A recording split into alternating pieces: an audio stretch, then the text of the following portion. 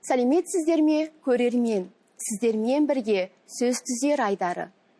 Барлықтарыңызды мерекемен құттықтаймын.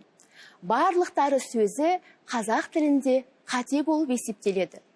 Мұндай форма сөздің артық қайталануына және мағыналық қателікке әкеледі. Бұл қате көбінесе орыс тіліндегі сеани немесе сеих тіркестерінің калькалық аудармасы ретінде қолданылады. Неліктен қате? Себебі барлық өзі ақ көптік мағынаны білдіретін сөз. Сонымен қатар, онсыз да жиындық мәнді білдіреді және объект біреу емес, бірнеше екенін көрсетеді. Оған тағы да тар көптік жалғауының қосымшасын жалғау қате.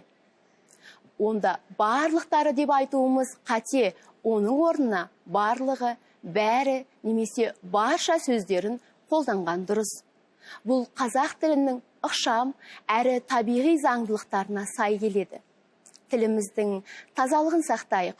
Келесі кездескенше сау болыңыздар.